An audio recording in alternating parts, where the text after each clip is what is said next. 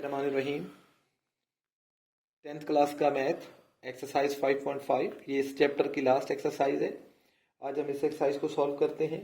इंतहाई दिलचस्प और आसान सी एक्सरसाइज है। इससे पहले कि हम इस एक्सरसाइज को सॉल्व करें, आप मेरे चैनल को सब्सक्राइब करें, बेल आइकॉन का बटन भी ऑन करें और अपने दोस्तों के साथ इसको शेयर भी करें। तो ये ऑल पंजाब बोर्ड्स के लिए है जी। हम इसका पहला सवाल है जी, इफ़ एल हमें एक सेट दे दिया गया है और उसके एलिमेंट्स हैं हमारे पास ए बी और सी, और एक सेट एम दे देता है जिसके एलिमेंट जो हैं वो 3 और 4 है, और हम इनसे कहता है जी आप टू बाइनरी रिलेशन लिखिए। हमने टू बाइनरी रिलेशन लिखने हैं। कहाँ से जी? पार्ट 1 में कहता है जी आप एल क्रॉस एम में से लीजिए, और पार्ट बी में कहता है एम क्रॉस एल में से आप दो बाइनरी रिलेशन लीजिए। तो चलिए जी हम पहले पार्ट 1 सॉल्व करते हैं। सबसे पहले तो बेटा हम एल क्रॉस एम निकालेंगे, उसके बाद हम देखेंगे कि बाइनरी रिलेशंस कौन से हमने लेने हैं। तो सेट एल क्रॉस एम पहले निकालते हैं। तो सेट एल को पहले रखेंगे। ये वाले सेट के एलिमेंट जो हैं, पिछली एक्सरसाइज में हमने ये एल क्रॉस एम और एम क्रॉस एल ये हमने लेना सीखा था, और उसमें हमने बताया था मैंने आपको कि जो पहला सेट होता है उसके एलिमेंट जो होते हैं वो सेकंड सेट के एलिमेंट्स के साथ ऑर्डर पेयर बनाते हैं। तो यहाँ भी ये ऑर्डर पेयर बनाएंगे 3 और 4 के साथ। तो पहले ये ए वाला जो है ये ऑर्डर पेयर बनाएगा 3 और 4 के साथ। तो ये आएगा ए कॉमा 3 पहला ऑर्डर पेयर, फिर हमारे पास आएगा ए कॉमा 4। ए ने अपने ऑर्डर पेयर बना लिए, अब बी की बारी है। बी कॉमा 3 और बी कॉमा 4, बी के भी बन गए। अब सी है जी, सी कॉमा 3 और सी कॉमा 4, ये ऑर्डर पेयर हमें मिल गए। ये हमारे पास एल क्रॉस एम आ गया। हमने एल क्रॉस एम में से कोई से बाइनरी रिलेशन लिखने हैं, कोई से दो। तो बाइनरी रिलेशन अगर हम लिखना चाहें, एक तो हमारे पास एम्प्टी सेट हम ले सकते हैं। एम्प्टी सेट इसका सबसेट है जो बाइनरी रिलेशन है, और या फिर हम इसको ले लेते हैं बाइनरी रिलेशन।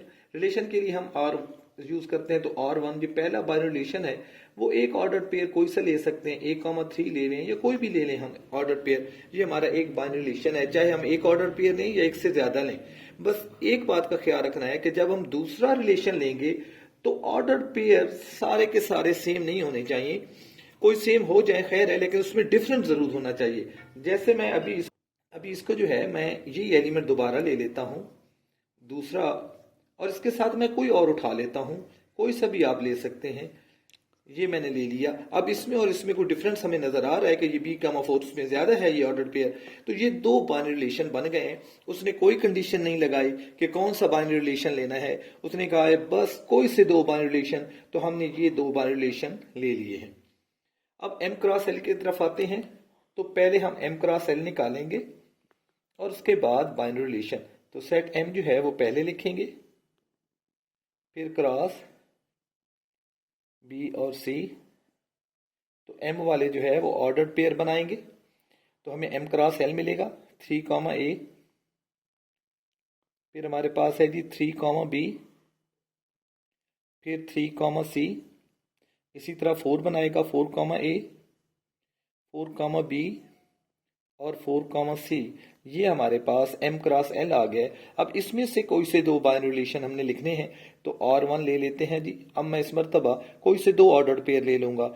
एक हमारे पास 3 कॉमा बी है और एक ऑर्डर पेयर 4 कॉमा ए है। ये हमारा रिलेशन 1 हो गया।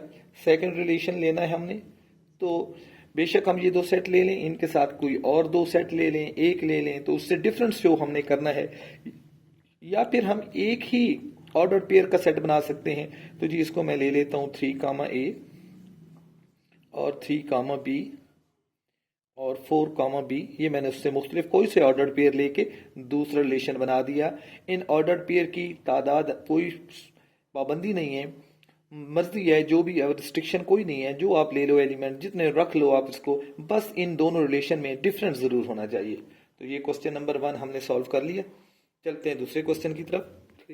क्वेश्चन 2 जी, इसमें कहता है इफ वाई एक हमें सेट दे दिया गया है जिसके एलिमेंट हैं -2, -1, +2, और हमें कहता है जी आप पहले फाइंड करें y क्रॉस y, और इसमें से दो बाइनरी रिलेशन लिखिए, और उन बाइनरी रिलेशन जो आप लिखेंगे उन बाइनरी रिलेशंस की आपने डोमेन और रेंज भी लिखनी है।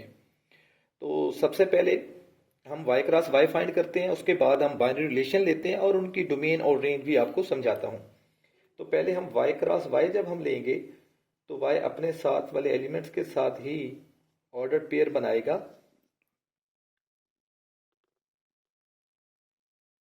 तो अब ऑर्डर पेयर बनेंगे, पहले -2 इन सब के साथ ऑर्डर पेयर बनाएगा, फिर ये +1 इन सब के साथ ऑर्डर पेयर बनाएगा, फिर ये 2 प्लस के जो है ये इन सब के साथ ऑर्डर पेयर बनाएंगे। तो हमारे पास y क्रॉस y हमें मिल जाएगा, फिर उसमें से हम बाइनरी रिलेशन लिखेंगे।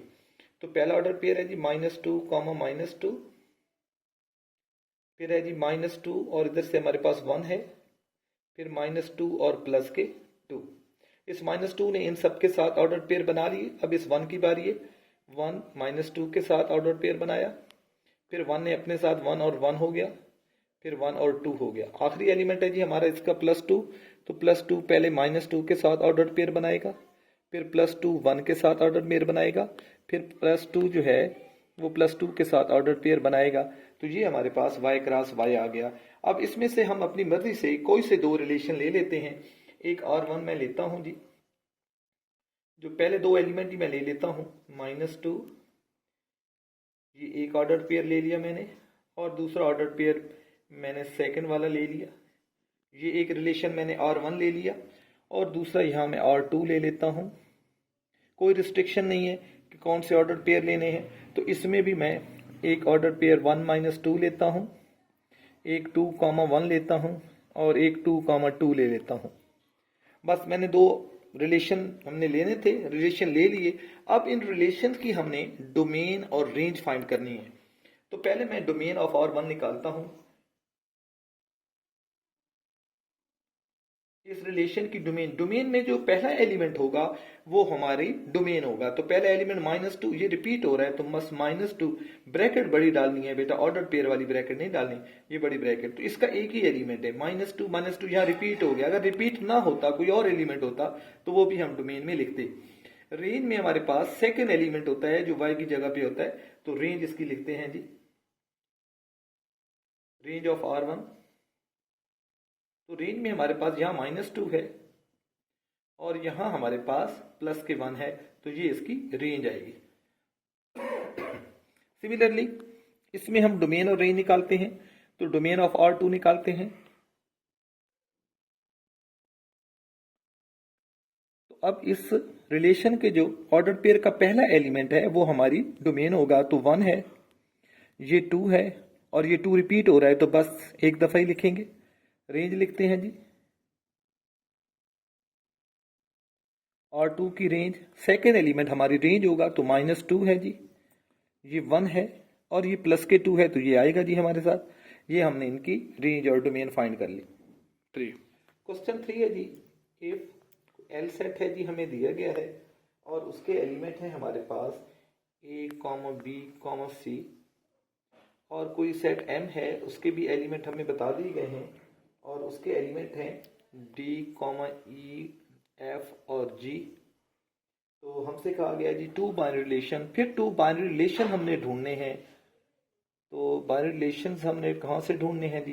तो ये कहता है जी L क्रॉस M में से ढूंढे, फिर कहता है जी L क्रॉस L में से ढूंढे, और आखिर में कहता है जी M क्रॉस M में से ढूंढे। तो ये सारे बाइनरी रिलेशंस, तो इस क्वेश्चन को हम सॉल्व नहीं करते क्योंकि क्वेश्चन नंबर 2 भी बिल्कुल सेम था, क्वेश्चन नंबर 1 भी ऐसा ही था। तो हम क्वेश्चन नंबर 3 को मिट करते हैं, नेक्स्ट क्वेश्चन की तरफ चलते हैं, क्वेश्चन 4 की तरफ। क्वेश्चन 4 जी थोड़ा सा डिफरेंस है ये क्वेश्चन। इसमें कहता है जी if set M has 5 element. अब इस सेट M को नहीं दिएगा बल्कि सिर्फ ये बता दिएगा उसके बारे में कि उसके 5 एलिमेंट हैं। Then find the number of binary relation in M। तो M में टोटल कितने बाइनरी रिलेशंस बन सकते हैं? तो इस क्वेश्चन को सॉल्व करने से पहले हम एक एग्जांपल लेके उसको आसानी से आपको समझा देता हूं। फॉर एग्जांपल हमारे पास कोई सेट ही है और इसके एलिमेंट हैं 1, 2, और सेट हमारे पास B है जिसके एलिमेंट जो हैं वो A, B, C हैं। अब हम देखते हैं कि number of element of set A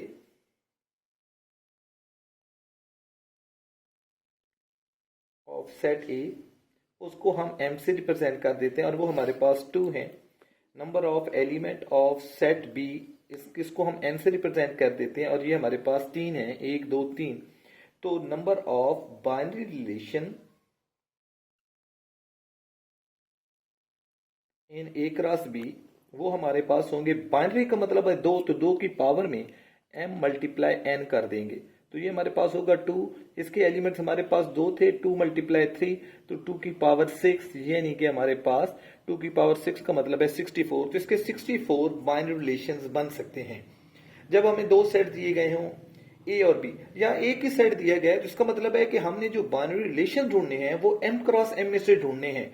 तो पहला सेट जो हम जिसके एलिमेंट हमने ए के जो m रखा था वो भी हमारा 5 होगा और जो n होगा वो भी हमारा 5 होगा, तो यहाँ m की जगह भी 5 और n की जगह भी 5, तो 5 5 25, तो 2 की पावर 25 हमारे बाइनरी रिलेशंस की तादाद होगी। तो इसको सॉल्व करते हैं जी। तो अब हम देखते हैं कि सेट m के जो एलिमेंट्स की तादाद है वो हमारे पास 5 है, तो हम लिखते हैं number of element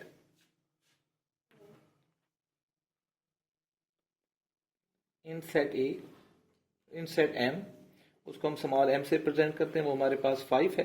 so number of binary relation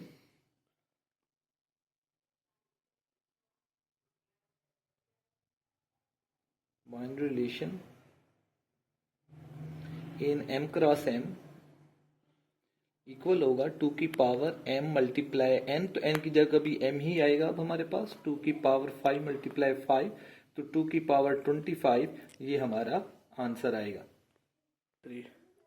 if l के एलिमेंट हमें बता देते हैं क्वेश्चन नंबर 5 में, x such that x belongs to natural number and, और साथ कंडीशन भी लगाता है x is less than equal to 5, तो 5 खुद भी इसमें शामिल है, और सेट m हमें दे देता है जो कि है y such that y belongs to prime number and, साथ कंडीशन लगाता है कि लेस देन टाइम 10 जो है वो हमारे पास प्राइम नंबर है। तो हमने करना क्या है जी, हमें कुछ रिलेशंस दे दिए गए हैं जी, हमने इन रिलेशंस के बारे में हमने ये रिलेशंस फाइंड करना है। तो पार्ट 1 में हमें कहता है कि जी आप ये वाला रिलेशन जिसे R1 वो कह रहा है ये फाइंड करें, x कामा y ऑर्डर्ड पेयर है और कुछ इस तरह का ऑर्डर्ड पेयर है, एंड सच दैट y जो है वो छोटा है x से। तो ये वाला जो है रिलेशन हमने फाइंड करना है। अब आ गया जी कंडीशनल, पहले तो हम कोई से भी ऑर्डर पेयर ले सकते थे, अब कंडीशन लगा दी गई है कि हमने ऐसे ऑर्डर पेयर लेने हैं जिसमें y छोटा होगा x से या x ग्रेटर होगा y से। तो पहले हम इनको, ये जो हमें दो सेट दिए गए हैं, ये दोनों सेट हमें सेट बिल्डर नोटेशन में दिए गए हैं, तो हम इनको पहले टेबुलर फॉर्म में लाएंगे और उसके बाद फिर हम इसको देखेंगे L टू M में से, यानी कि L क्रॉस M निकालेंगे और उसमें से ये हमने रिलेशन लेने हैं। तो यह वो हमें कह देता है कि आपने जो रिलेशन लेने हैं L टू M यानी कि L क्रॉस M में से हमने वो ये रिलेशन फाइंड करना है। तो सेट L को हम टेबुलर फॉर्म में लिखते हैं, तो टेबुलर फॉर्म में हमारा सेट है, नेचुरल नंबर्स हैं लेस देन इक्वल टू 5 हैं, तो नेचुरल नंबर 1 से शुरू होते हैं, तो 1 से लेकर 5 तक ये हमारे पास सेट L है। और सेट M जो है वो हमारा प्राइम नंबर है जो कि लेस देन 10 है, तो प्राइम नंबर का सेट हमारा 2 से शुरू होता है, तो 2 है, 3 है, 5 है और 7 है। 9 प्राइम नहीं होता, प्राइम नंबर वो होते हैं सिर्फ जिन पे 2 टेबल जाएं, अपना और 1 का। तो ये हमारे पास दोनों सेट जो हमें दिए गए थे L और M, उनको हमने टेबुलर फॉर्म में कन्वर्ट कर लिया। अब हमें कहते हैं L टू M, तो पहले हम L क्रॉस M निकालेंगे जो कि काफी बड़ा सा बनेगा हमारे पास। तो हमें पता है L वाले ऑर्डर पेयर बनाएंगे M वालों के साथ, तो पहला ऑर्डर पेयर बनेगा 1 और 2, फिर बनेगा 1 और 3, फिर 1 और 5, और फिर हमारे पास 1 और 7, फिर 2 की बारी है, 2 और 2, 2 और हमारे पास 3 है, 2 और 5 है, 2 और 7, फिर इसके बाद 3 की बारी है जी, 3 और 2, 3 और 3, 3 5 और 3 7, ये हमारे पास 3 भी हो गया। अब 4 की बारी है, तो 4 और 2, 4 और 3, 4 और 5, 4 और 7, और आखिरी 5 ऑर्डर पेयर बना रहा है, 5 और 2, 5 और 3, 5 और 5 और 5 और 7। ये हमारे पास L टू M या L क्रॉस M हमें मिल गया। अब इसमें से हमने ये वाला रिलेशन फाइंड करना है। रिलेशंस क्या कहता है, ये वाला रिलेशन हमारा क्या होगा कि वो ऑर्डर्ड पेयर हम अब हमें लेने हैं जिसमें y लेस है और x ग्रेटर है। तो यहां आप देखें x लेस है, x लेस है, x लेस है, x लेस है, ये y ग्रेटर है। तो यहां दोनों इक्वल हैं, ये भी शामिल नहीं होगा। यहां भी हमारे पास देखें जो y है वो ग्रेटर है, x लेस है। यहां भी y ग्रेटर है, x लेस है, y ग्रेटर है, x लेस है। ये पहला हमारे पास ऑर्डर पेयर आ रहा है जिसमें x ग्रेटर है और y लेस है। तो 3,2 इसमें आएगा। उसके बाद यहां दोनों इक्वल हो जाते हैं। यहां हमारे पास y ग्रेटर है, y ग्रेटर है, यहां हमारे पास y लेस है, x ग्रेटर है। तो 4,2 भी इसी रिलेशन का हिस्सा होगा। यहां भी हमारे पास x ग्रेटर है और y लेस है, तो ये भी इसी में आएगा 4,3।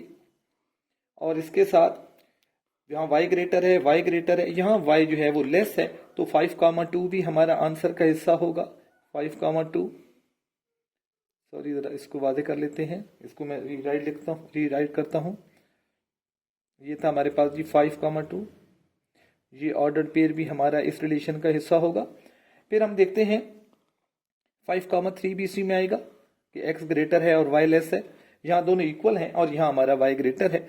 तो जी ये हमारा रिलेशन है जो हमने फाइंड करना था। अब इसी का सेकंड पार्ट, उसके लिए हम दोबारा ये नहीं बनाएंगे, हमारे लिए आसानी हो जाएगी। R2 वो हमें कहता है जी R2 आप रिलेशन फाइंड करें, ये इसका सेकंड पार्ट है इसी क्वेश्चन का। और उसमें कहता है जी एक ऐसा बाइनरी रिलेशन आप लें कि x, y ऑर्डर्ड पेयर हो और इसके साथ सच दैट y इक्वल हो x के, x और y इक्वल हो। तो अब हमने L2M यानी कि L क्रॉस M में से वो ऑर्डर्ड पेयर लेने हैं जिसमें x और y बराबर हो। तो वो हमारा 2,2 आएगा और वो यहां हमारे पास मौजूद है। इसी तरह 3,3 आएगा और फिर हमारे पास 5,5 आएगा। ये ही हमारा आंसर होगा। तो पहले दो पार्ट्स हमने सॉल्व कर लिए, एक और पार्ट इसी का सॉल्व करते हैं। पार्ट 3 है जी, इसमें एक और रिलेशन देता है जिसे R3 का नाम देता है। कहता है ऑर्डर्ड पेयर x, y कुछ इस तरह है सच दैट x और y का जो सम है वो हमारे पास 6 आना चाहिए। अब हम इसमें से वो ऑर्डर्ड पेयर लेंगे L क्रॉस M में से जिन दोनों का सम जो है x और y का सम वो 6 हो। इन दोनों का सम 3 है, इनका 4 है, ये हमारे पास 6 बना रहे हैं। 1 और 5 तो ये हमारे आंसर का हिस्सा है, 1 और 5। ये हमारे पास 8 बना रहे हैं, 6 नहीं बनाते, ये 6 नहीं बनाते, ये 5 बनाते हैं, ये 7 बनाते हैं, ये 9 बनाते हैं, ये हमारे पास 5 बनाते हैं, ये 3,3। इन दोनों को ऐड करता हूं तो 6 है। तो ये भी हमारा आंसर है, 3,3 आंसर में शामिल है। ये भी नहीं है और यहाँ 4 और 2 ये 6 बना रहे हैं, तो 4,2 हमारा आंसर है। इसके बाद और कोई ऐसा एलिमेंट नहीं है कोई ऐसा ऑर्डर पेयर नहीं है जिसमें x और y को हम ऐड करें तो 6 आता हो। तो ये हमारा R3 हो गया। इसी तरह चौथा पार्ट जो है उसमें R4 कह देता है जी R4 एक ऐसा बाइनरी रिलेशन ढूंढें और कुछ इस तरह होना चाहिए कि x y ऑर्डर्ड पेयर हो सच दैट y माइनस x जो है वो हमारा 2 आना चाहिए। y माइनस x हमारा 2 आना चाहिए। अब R4 में हम वो वाले ऑर्डर पेयर लेंगे जिसमें हम y में से अगर x निकालें तो आंसर 2 आए। ये y है, y में से x 1 निकालें तो 1 आता है। तो ये हमारे पास है जी y 3 है, 3 में से 1 निकालेंगे तो 2 आएगा। तो एक तो हमारा 1 और 3 ऑर्डर पेयर हमारा आंसर का हिस्सा है। इसके बाद 5 में से 2 निकालेंगे तो 3 आएगा और हमारे पास कोई 5 में से 3 जाएंगे तो 2 आएगा। तो ये एलिमेंट हमारे पास, ये ऑर्डर पेयर भी हमारा आंसर का हिस्सा है 5,3। इसके बाद हम देखते जाते हैं जी आगे। इसके बाद हमारे पास और कोई 7 और 5 है जी। ये हमारे पास 5,7 ये भी 2 बनाता है। इसके अलावा और कोई एलिमेंट ऑर्डर पेयर नहीं है जो इस कंडीशन को फुलफिल करता हो। तो बस यही हमारा R4 होगा। और ये क्वेश्चन नंबर 5 थोड़ा सा बाकी तमाम क्वेश्चन से मुख्तलिफ था, तो इसके सारे पार्ट्स मैंने इसलिए सॉल्व किए। क्वेश्चन नंबर 6 जो है जिसमें हमें फंक्शंस की तरफ जाना है कि फंक्शंस के बारे में बताना है कि क्या ये ऑन टू फंक्शन है, इन टू फंक्शन है या हमारे पास बाइजेक्टिव फंक्शन है। तो उसके लिए बेटा हम कल एक अलहदा सी वीडियो बनाएंगे जिसमें हम तमाम फंक्शंस जो हैं और उसकी जो रेंज दे के हम उसकी जो टाइप है वो भी बताते चले जाएंगे। तो उसके लिए इंशाल्लाह कल हम नई वीडियो बनाएंगे जिसमें हम सिर्फ और सिर्फ फंक्शंस को ही हैंडल करेंगे।